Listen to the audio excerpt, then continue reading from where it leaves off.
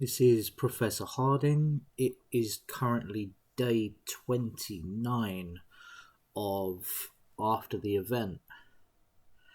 It seems like a lot of stuff's happened in the last few weeks, and we've had a lot of people who've heard our message get in contact, which is exceptional. Residents of Lockland, I'm sorry for getting the name wrong. Last time I sent a message out. People from Steelford, a few people from Mineton, settlers from Nowhereville, which is great. We've had some more issues crop up, obviously. Where to start? Well, okay, so I've had a lot of reports of the anti-nanite bubble around Shield collapsing after a protracted fight, which doesn't, it doesn't bode well for anyone else who has any sort of anti-nanite technology. It seems like some group of raiders that have been yet to have been identified have assaulted Shield, sabotaged the anti-nanite generator. Perhaps a group, I have no proof for this, but perhaps connected to the apLOCKalypse itself with the regressive nanite bomb. So do be careful if you are travelling west of the river. As we stated previously, raiders, who we now have identified as being called the Yellow Jackets, have been sighted getting closer to Lockland. I'm fairly confident that Lockland will mostly be okay, chiefly because they are so very careful about keeping their walls and people locked in. Speaking of Lockland, the Hospitalers, a group of medical experts travelling in a convoy, have been sighted dealing with some problems that Lockland have been having. I managed to, not me personally, one of my researchers managed to speak to one of the Hospitalers, and obviously they were very cagey about sharing medical problem information with us. But it seems that Lockland has some sort of low-level throat infection going on, so do bear that in mind if you're travelling through the area, or trading with the people at Lockland at all.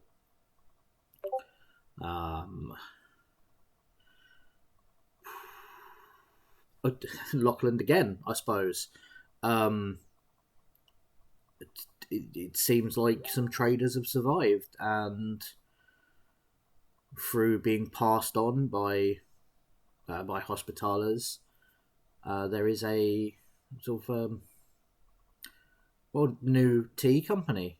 I I can't even imagine how somewhere in this wasteland cultivars of tea have survived, and apparently someone's using them as a trade good. So that's something to look forward to. Everyone likes a brew every now and again. So moving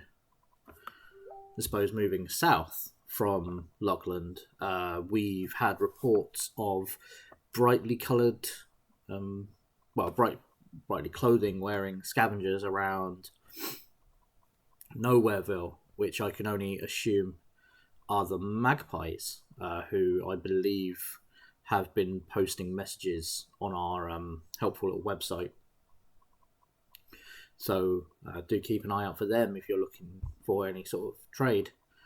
A battle seems to have broken out.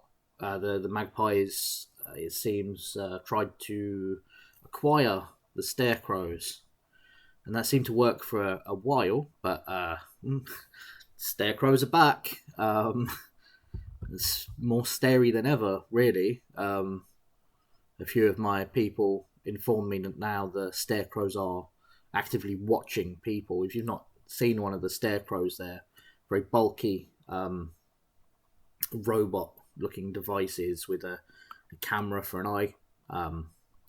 But they've started actively watching people now, so maybe let's avoid taunting the scarecrows too much. Minton is still having problems with Mountain Mutiny raiders. We've not really heard much, chiefly because my people are not especially well armed, and we don't intend to go and try and get ourselves killed fighting for what all intents and purposes seems to be a aggressive, maybe not military force, but certainly war band. Speaking of war, a group of pre-war reenactors has been sighted around Steelford, trading with the people of Steelford. You can't miss them. They wear redcoats and tricorns, and they carry muskets of all things. I managed to get some information back about how they were uniquely suited to living in an environment like this. They already had their tents. As I said, the muskets are perfectly workable, and now as long as they have the metal balls, I can only assume it's less of a flash in the pan. But yes, so that's happening over there. That's pretty much everything that we've heard from so far. So, as always, those of you living in the north, be careful of the raiders. Those of you living around Minton or in Minton, hopefully we can get you some help soon. Nowhereville, be careful of the scarecrows. We have no idea about these raiders on the west side of the river, so if you're living on the west side of the river, do be careful.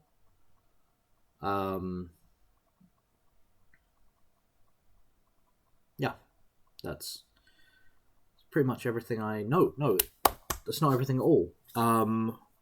So once we got the communication system working, we looked at investigating some of the more strange things that have been going on. Obviously, before the whole nano bomb, we certainly didn't have problems like robots standing around staring at people, or large mutated individuals in the mountains.